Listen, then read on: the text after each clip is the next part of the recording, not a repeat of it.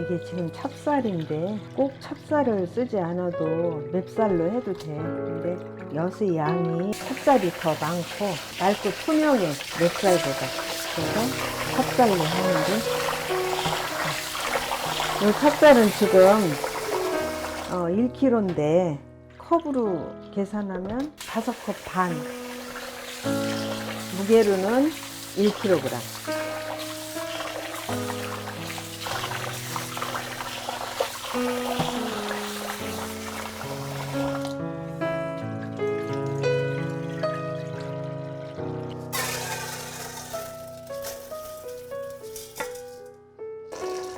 이건 좀 밥을 고슬고슬하게 져야 돼서 물을 너무 많이 주면 안 되고, 맵쌀보다 물을 좀 적게 먹어. 너무 적어도 또 쌀이 안 익고 그렇기 때문에 안 되고.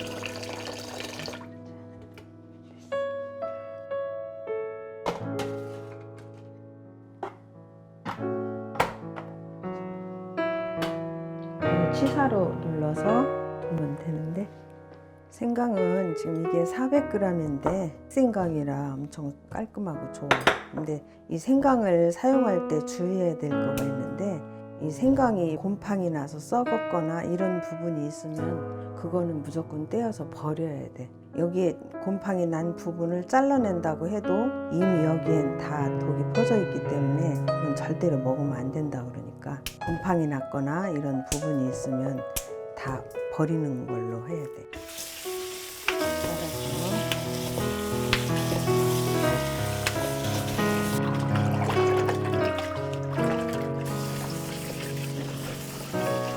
이렇게 비벼서 닦아주고, 이런 부분이 있으면 여기에 모래가 껴 있거든. 그래서 이런 거는 이렇게 따서 흙이 다 빠질 수 있게 그런 부분을 세밀하게 해주면 돼.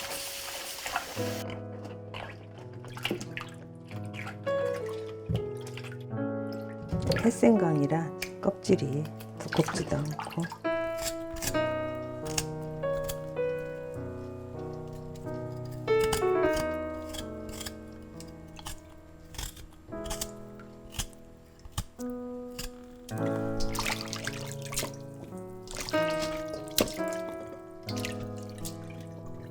이거를 편 썰어서 그냥 넣기도 하는데, 해보니까 아무래도 이 조각 속에 있는 그런 성분까지 다 빠지려면 갈아서 쓰는 게 좋더라고. 그냥 통째로 넣고 가르면 믹서에 무리가 가기 때문에 편 썰어서.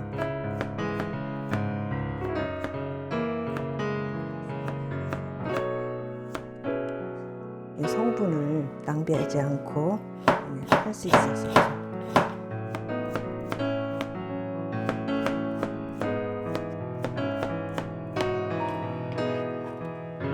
안 갈리니까 여기다 물을 1컵 정도 넣어서 갈아주면.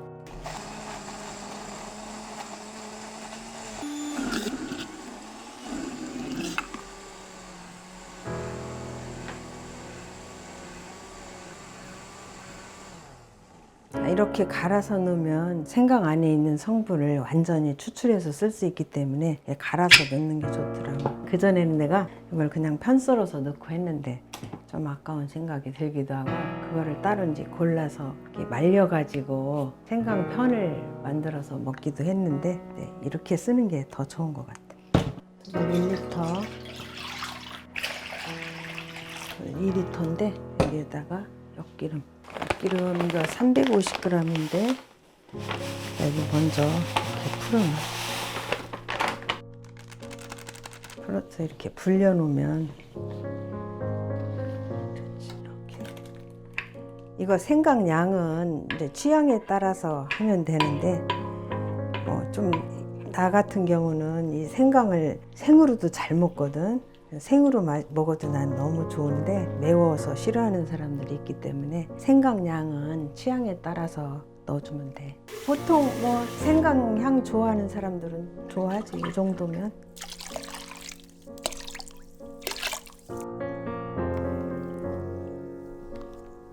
여기다 지금 내가 더 넣은 거는 생강물을 좀 닦아서 넣느냐고 헹궈서 넣은 거야. 근데 물 최종적으로는 이따 밥을 해서 안 칠 때 그때 물의 양은 조절하면 돼. 밥 잘 됐네. 자, 지금 밥이 잘 됐지. 고슬고슬하게 엄청 잘 됐네. 자, 그런데 여기서 조심할 게 있는데 여기 뜨거운 데다가 엿기름물을 그대로 부어버리면 안 돼. 근데 이제 요거를 빨리 식히기 위해서 찬물을 부었다가 하는 방법도 있는데 내가 그 엿기름물을 물에 다 타놨기 때문에 여기 물이 양이 또 너무 많을지 몰라서 그냥 전원 빼놓은 상태에서 조금 식혀서 넣는 것도 좋아. 자, 이게 주의할 게 이걸 밥을 열어가지고 바로 엿기름물을 부으면 안 삭는 수가 있어요. 물이 너무 뜨거워서. 자, 이제 다 식었는데, 자, 여기서 팁을 하나 주자면 찬밥이 많이 남았을 때 처치 곤란하잖아.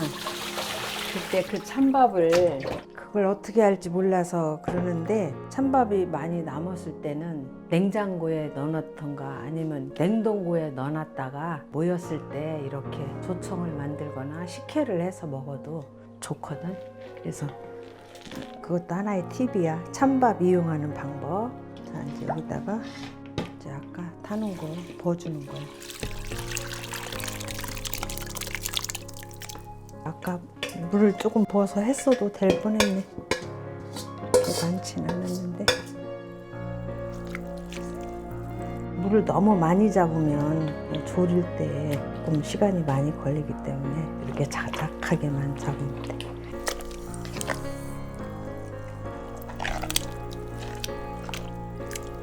여기다 물을 많이 잡는다고 해서 안 되는 건 아니야.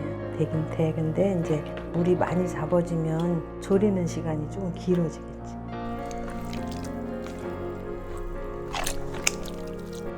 이렇게 잘 섞어서 이렇게 넣고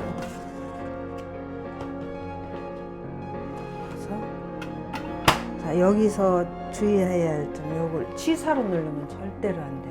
그냥 보온으로. 취사 누르면 절대 안 돼. 자, 이제 보온으로 두면 돼요.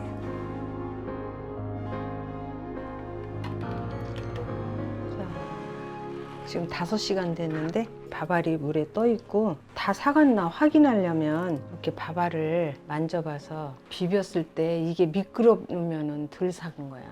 섬유질만 남으면 잘 삭은 거야. 자, 이게 뜨거우니까 반드시 고무장갑 끼고 해야 되고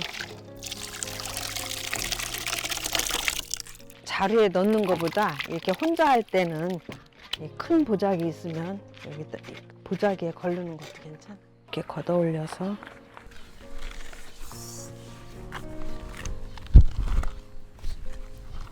이렇게 할 때는 이 보자기가 커야지 안 크면은 옆으로 터질 염려가 있어서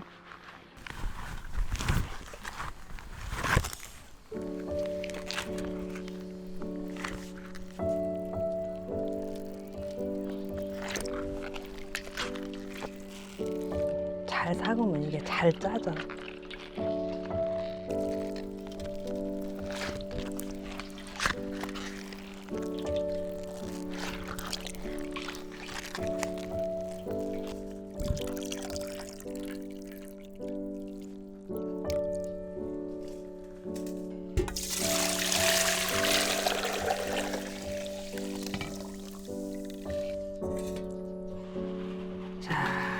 졸여야지. 그다음에 취사 눌러주고 열어놓고 끓이면 돼. 자, 그런데 여기 처음에 끓을 때 거품이 막 이렇게 올라오거든. 이렇게 지켜 섰다가 거품이 올라오는 거는 이렇게 걷어내줘야 조청이 맑게 깨끗하게 될 수 있어. 이거는 뭐 혈액순환에도 좋고 뭐 역류성 식도염에도 좋고 기침이나 감기에도 좋아서 아주 굉장히 좋은 조청이야. 그래서 또 수족냉증에도 굉장히 좋다고 그러더라고. 그래서 이렇게 생강차로 먹기도 하지만 이렇게 조청으로 만들어서 이거를 물에 타서 먹기도 하고 한과 만들 때, 강정 만들 때 이런 데 쓰기도 하고 고추장에 넣어서 고추장을 담는 데 이용하기도 하고 굉장히 다양하게 쓰는 게 조청이야. 근데 생강을 향이 너무 좋아서 사람들이 대부분 다 좋아해. 나는 이 생생강도 엄청 잘 먹는데 퇴근하는데 막 이거 3만 원에 가져가래. 그래서 나는 그게 싼지도 모르고 엄청 싼 줄 알고 사왔어. 근데 뭐 쌌나 비쌌나는 몰라. 지나가는데 이거 3만 원이면 싸라고 막 싸래. 그래서 샀어. 식혜 먹으려고. 그 식혜 참 엄청 많이 해 먹었다.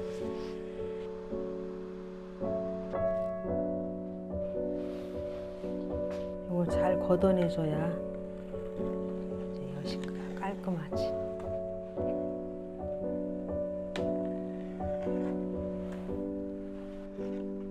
깨끗해졌지. 물이. 이렇게 놓고 저 혼자 졸이면 돼. 앉아서도 돼. 이제 끓여가면서 가끔 이것도 걷어내줘. 이렇게 걷어서. 많이 진해졌다, 색깔.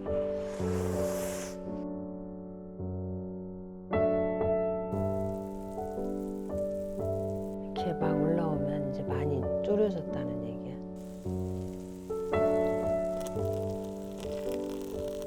계속 거품이 이렇게 높아진다는 거는 많이 졸여졌다는 거든. 이게 이제 식으면 훨씬 데워지거든. 너무 되게 해놓으면 이게 병에서 따로 쓸 때 불편하더라고.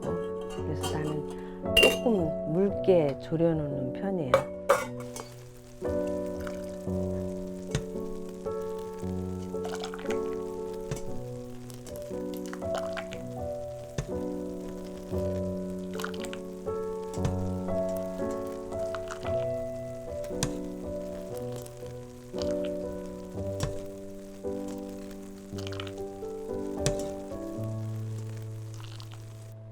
이게 식으면 부피가 줄어들거든. 그래서 진공이 딱 돼. 딱 맞춰.